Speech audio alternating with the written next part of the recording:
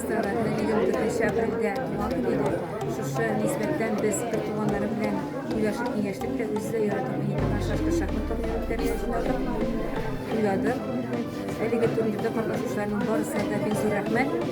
Elige turnirini biz devamlı bulsun diyeceğiz. Gençlikte de onun ismini unutmuşum.